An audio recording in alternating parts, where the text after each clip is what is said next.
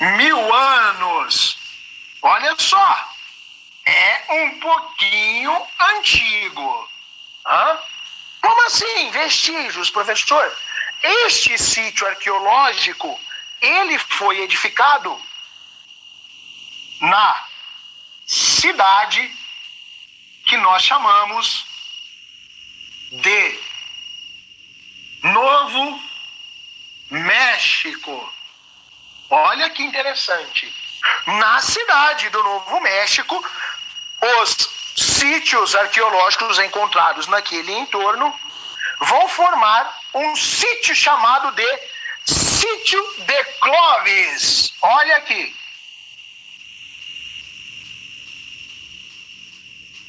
Sítio do Clovis. Detalhe. O sítio do Clovis, que está na cidade do Novo México, gera pra gente o que nós chamamos aqui de cultura Clovis. Então, nós temos aqui uma importante fonte de estudo da América. Caraca, professor, então o negócio é complexo. É complexo. Um dos maiores arqueólogos brasileiros, conhecido como Walter Neves, acredita que esta migração por vias da glaciação é a única forma possível de ocupação da América. Mas nós temos mais uma teoria. Tá? Aqui nós achamos a primeira das duas teorias que nós vamos trabalhar nesta aula. Vou liberar para você bater o print, bate o print, marca a gente nas redes sociais, @pergunta pro Heitor, marca aí que eu quero ver todo mundo participando conosco desta linda aula. Agora eu vou liberar para o print, vou tomar uma água, já vou pegar aqui o nosso bate-papo, bate o seu printzinho da tela. Bateu o print, vamos apagando e vamos falar da outra teoria. É claro que antes disso, nós vamos ver como está a nossa interação.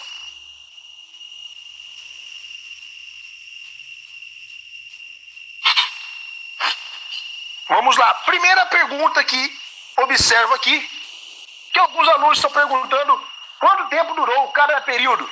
Galera, simplesinho. Quando eu penso em paleolítico, jogamos ali um recuo temporal de mais ou menos 2-3 milhões de anos até 10.000 antes de Cristo. Olha que interessante. Quando nós pensamos no Neolítico, nós vamos jogar ali de 10.000 aproximadamente algo em torno de até 5-6 mil antes de Cristo, e a idade dos metais de 5 até aproximadamente 3.500 anos antes de Cristo, 4.000 antes de Cristo, beleza? Mas pensar nessa cronologia na pré-história, não tem grande importância. Paute-se mais pelo processo evolutivo dos períodos. O que eu tive no Paleolítico, o que eu tive no Neolítico, o que eu tive na Idade dos Metais. Fica um pouco mais fácil de você conceituar. A datação, ela varia muito de linhas historiográficas. A segunda pergunta, a Carla perguntou, existiam piratas nessa época? Uma pergunta interessante. A pirataria nessa época aqui, ela ainda não está ocorrendo de forma maciça.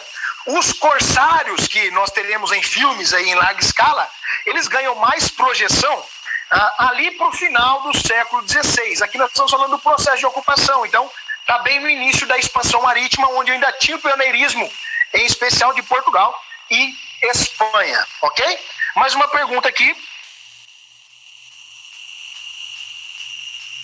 Eu não entendi essa pergunta, vamos passar ela e vamos seguir. Depois eu vejo essa pergunta. Mais alguma vindo aí? Bom, tá tranquilo, daqui a pouco a gente volta para cá. Vamos para a segunda teoria. A segunda teoria, ela é bem interessante. Olha só. Eu falei da primeira teoria. Agora nós temos a segunda segunda teoria. A segunda teoria, ela é muito, muito interessante. Por quê? A segunda teoria de ocupação da América, vamos jogar aqui em cima, olha só. A segunda teoria, ela acontece teoricamente pela navegação no Pacífico. Olha só que interessante. A primeira teoria do Estreito de Bering, legal. A segunda teoria, a navegação pelo Pacífico. Professor, como que funciona aí, né, essa teoria? Vamos montar cronologicamente falando, tá? Inicialmente, essa teoria, assim como a outra, parte da África, até porque lá está os nossos fósseis mais antigos, né? Os dois fósseis mais antigos da história da humanidade estão na África, né? Vocês sabem disso. Lucy é datada ali de 3,2 milhões de anos, e agora nós temos o Hard, datado ali de aproximadamente 4,4 milhões de anos. Então, está na África.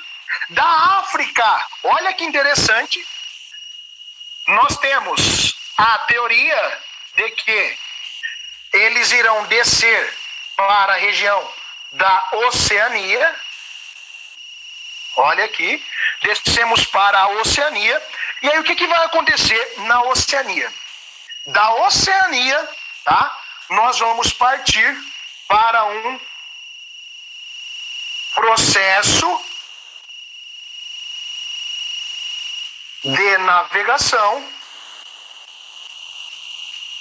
cortando o Pacífico. Professor, como assim? A segunda teoria, eu vou cortar o Oceano Pacífico, saindo da Oceania, olha que interessante, e aí eu vou chegar na onde? Esta teoria vai levar esta comunidade ao litoral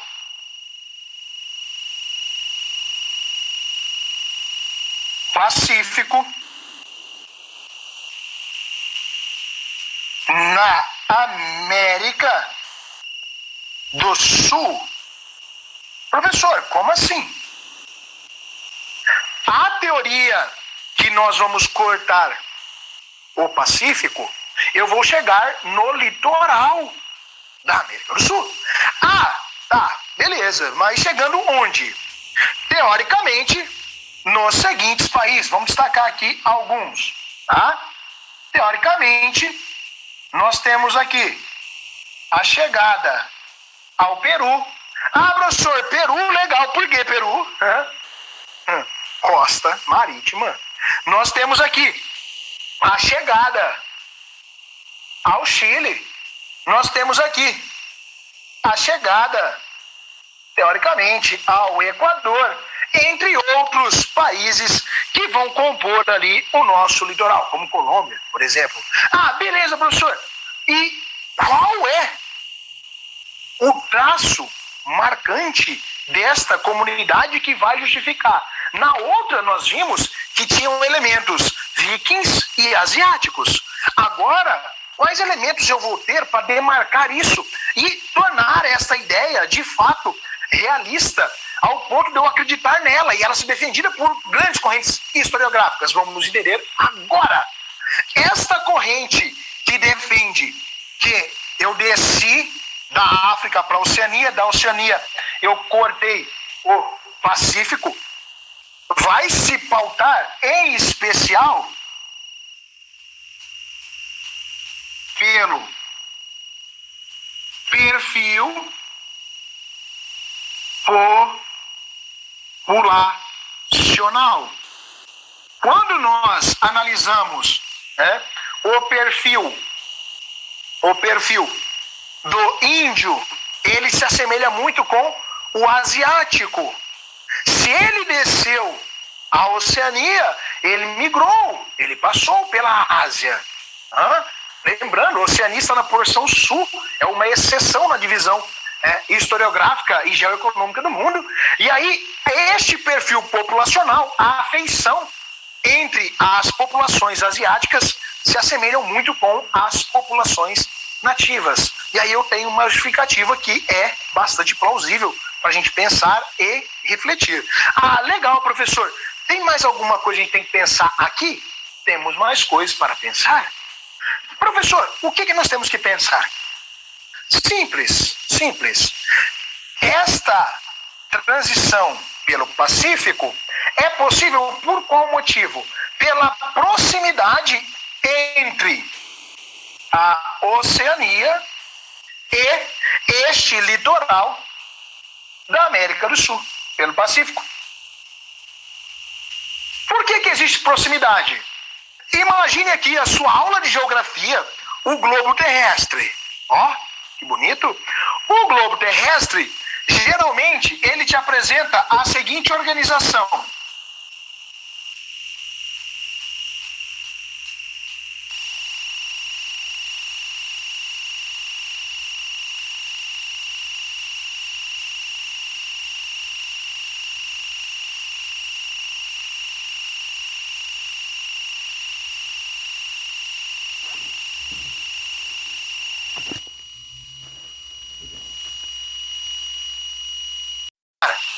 Aqui, nesta porção, está a Oceania.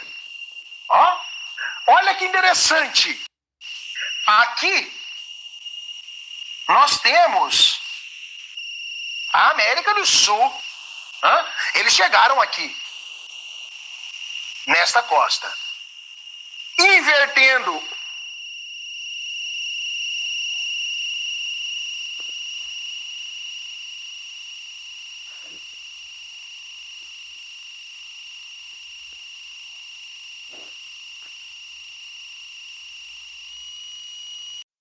ok? Deixa eu liberar para o print. Novamente, reitero, bateu o printzinho. Pode compartilhar. Vamos ver aqui algumas perguntas. Galera, vai marcando as nossas redes sociais, vai comentando aí se estão gostando. E a participação de vocês é fundamental, tá? Vamos ver aqui o que nós temos de interação para a gente dar sequência aos trabalhos. Uma perguntinha aqui do Guilherme, a primeira. Se os vikings passaram por aqui, Guilherme, os artefatos vikings que nós temos, tá, de forma maciça, estão na cultura Clovis, então estão ali na cidade do Novo México. Eu não tenho um relato efetivo de que eles chegaram aqui, tá? A segunda pergunta. Alguns alunos perguntaram quem é o Arde, tá? O Arde tem o seguinte nome, Ardipithecus ramidus, tá? Ele foi encontrado recentemente no começo da década de 90, tá? E ele se tornou o fóssil mais antigo que nós temos. Até então era a Lucy, tá? De 3,2 milhões de anos. O Arde, segundo a datação pelo carbono, chega ali a 4,4 milhões. Tem um aqui da cunha do Arde, é isso mesmo. Alana, qual a teoria é mais aceita? Alana, é bastante interessante pensarmos nisso, tá? As provas costumam cobrar um pouco mais. Qual teoria? A teoria do Estreito de Bering, tá? Devido à era da glaciação. Então, a teoria pelo Estreito de Bering acaba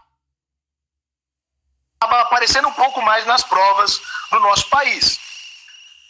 As duas são aceitas? Que você perguntou, professor? As duas são aceitas, tá? Então, nós temos que entender isso. A Júlia, a Era do Gelo separou as pessoas da América? Júlia, na verdade, esta Era do Gelo, a glaciação, acredita-se que ocorre a passagem, ocorre a transição, a saída do indivíduo da África, passando pela Ásia e chegando à América, no instinto de caça. Então eles ocuparam a América porque estavam caçando, e aí eles vão descer para todo o continente.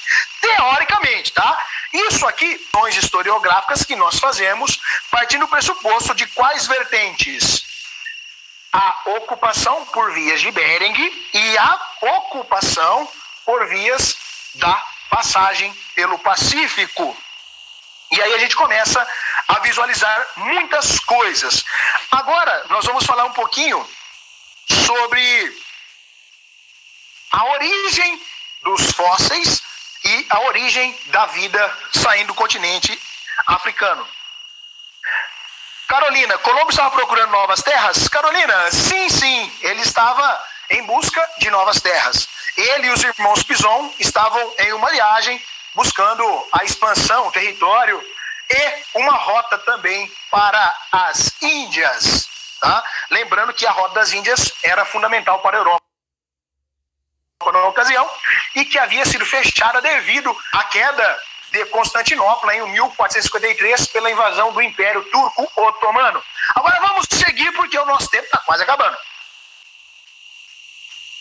Primeiramente, vamos pensar em algumas coisas. Quais coisas? Nós vamos começar a pensar em alguns pontos primordiais. Quais são eles? Olha aqui. Quando nós pensamos em ocupação da América, nós apresentamos e nós trabalhamos em qual perspectiva? Ocupação da América, tá? Ocupação da América, ela vai se dar com este tipo de indivíduo, que nós chamamos de Homo sapiens. Então, nós não tivemos aqui ancestrais anteriores, tá? Então, a ocupação da América, eu já tenho a ideia do bipedismo, tá? A coluna já está previamente ereta, eu já estou com um campo de visão amplo. Então, quando eu penso em ocupação da América, eu tenho ali o Homo sapiens. Legal. Professor, o que mais? Quando nós pensamos em ocupação da América, eu preciso entender esta ocupação da América. As nossas datações vão bater algo em torno de 12 milhões e 13 milhões de anos. Tá? Aqui nós temos a nossa teoria de ocupação em definitivo, de 12 a 13 milhões de anos. Professor, isso é legal a gente pensar, né? É, claro que é legal. Eu preciso entender. Estas datações de 12 a 13 milhões, tá? Nós vamos demarcar aqui duas grandes comunidades. Tá? Quais são elas?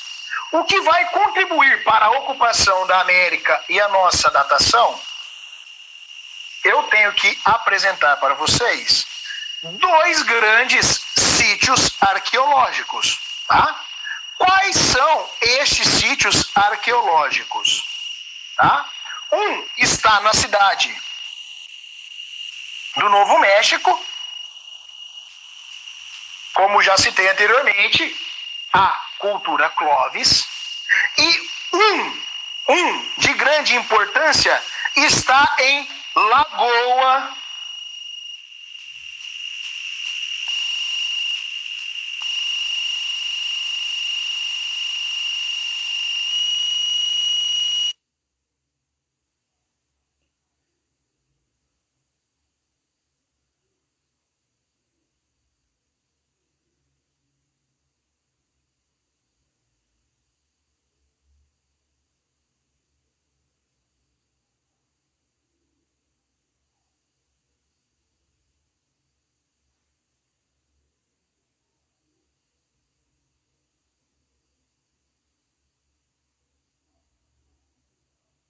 a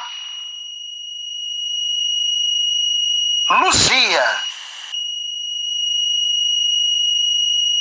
Olha só, Luzia, um importante fóssil brasileiro, né, sua datação circunda ali a Mesoamérica.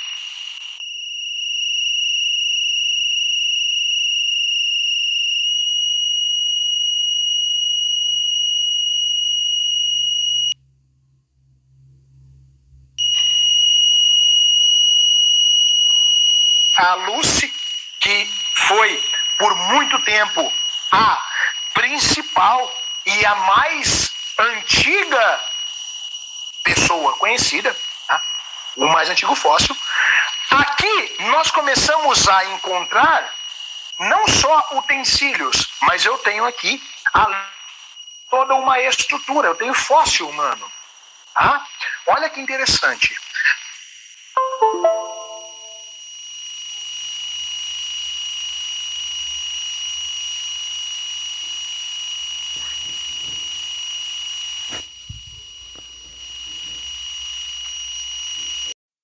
Uma nova perspectiva historiográfica para a arqueologia da América. Como assim, professor? Uma arqueóloga brasileira, aqui no sítio arqueológico Raimundo Nonato, vai encontrar para a gente alguns vestígios, alguns utensílios, algumas ferramentas com uma datação um pouquinho mais velha. Tá? A arqueóloga que vos falo é a Niede Guidon. Ela não encontrou fóssil neste sítio arqueológico, mas encontrou, por exemplo, fogueira, tá? Fogueira com estrutura, então acredite que houve vida ali.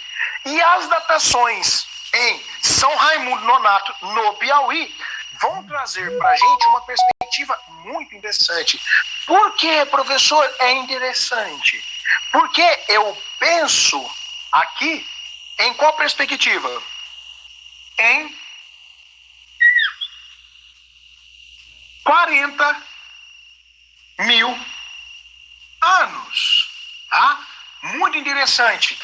Opa, galera, só arrumando aqui, é 12 mil e 13 mil anos. E não 12, 13 milhões. Tá? Só esse adendozinho arrumem aí, por favor. Ao invés de 12 milhões, é 12 mil. Tá? Só arrumem aí. Ainda bem que eu percebi aqui ao vivo. Então, só arrumem isso, por favor. E aí, esta vertente historiográfica, que trabalha na perspectiva de 40 mil anos, aí gera uma perspectiva interessante. Por quê? Nesta datação que vos falo, eu tenho apenas artefatos. Tá? Eu ainda não tenho um fóssil que tem esta datação. O que isso significa? Que existe uma rivalidade na historiografia em torno da aceitação ou não. Tá? Alguns grupos acham que é demais pensar nesta datação por não ter o quê? O fóssil presente. E aí nós viemos para cá. Luzia, o seu fóssil, segue a mesma linha. Está ali algo em torno de 12 ou 13 mil anos atrás. Olha que interessante. E aí a Niede Guidon defende esta teoria e grande parte da comunidade já está com ela em defesa desta ideia. Então nós começamos a ver um processo de edificação e estruturação de uma perspectiva em torno disso. A questão é, se encontrar um fóssil nesta idade, a história, né, da pré-história sul-americana, do Brasil e regional vai mudar um pouco. Vou sair da tela para você bater o printzinho, vou olhar a interação, apagamos e vamos para a nossa última parte, está quase acabando, infelizmente, passando muito rápido. Se tiver dúvida, já vai mandando aí, porque nós já vamos entrar na última etapa para concretizar aqui a nossa aula. Novamente, vão mandando os comentários. Já vai dar tempo de ver mais uma vez o nosso bate-papo aqui para a gente poder interagir o quanto mais for possível.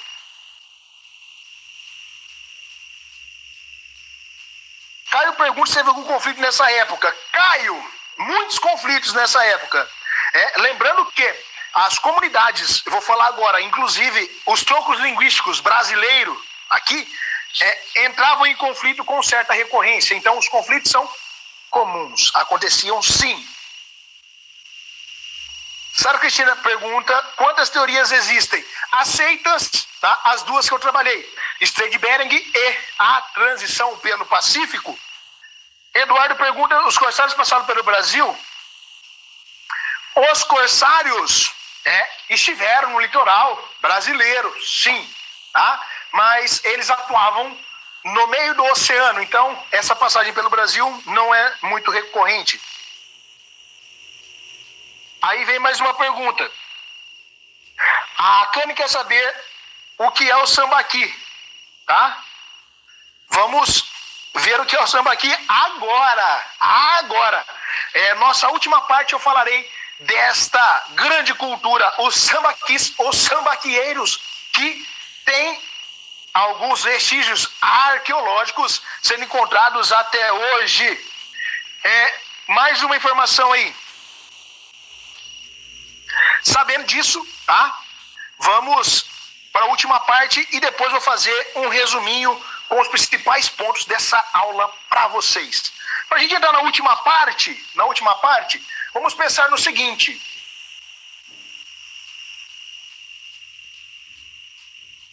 Pensando em Brasil, tá? Nós temos que pensar em 3 momentos.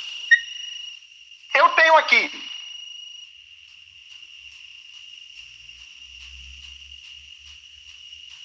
os sambaquis, tá? Que culturalmente trazem uma grande perspectiva para a edificação dessas comunidades nativas no Brasil. Os sambaquis vão edificar suas comunidades no litoral, tá?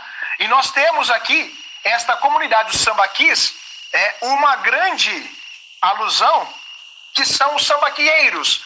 Eles levavam as caixinhas, as cascas de ostras para subir os sambaquieiros, e era uma simbologia local, tá? Eu tenho, além dos sambaquis aqui no Brasil, deixa eu ver como é que está a interação aqui.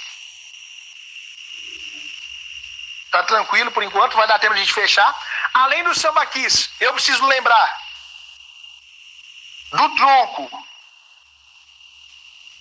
que nós chamamos de Tupi Guarani, que vai se ramificar ali e tem uma importância muito grande. E aí nós precisamos entender que além do tronco Tupi-Guarani, nós temos no Brasil alguns conflitos entre o quê? Entre tribos.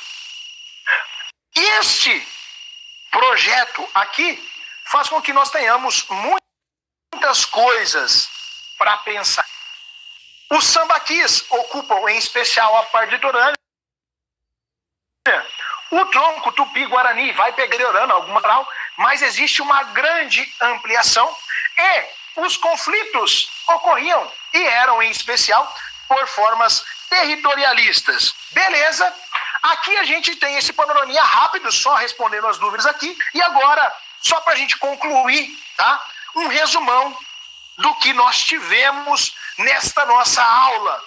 Primeira coisa, nós trabalhamos o processo de formação do período paleolítico, neolítico e idade dos metais, a fundamentação da pré-história. Segundo, nós observamos as correntes da ocupação da América, tá? Pela Estreito de Bering e pela navegação pelo Pacífico, nós compreendemos a origem da humanidade na África, devido ali aos estudos em torno e aos comentários sobre Lucy e Ard, a origem da nossa ocupação.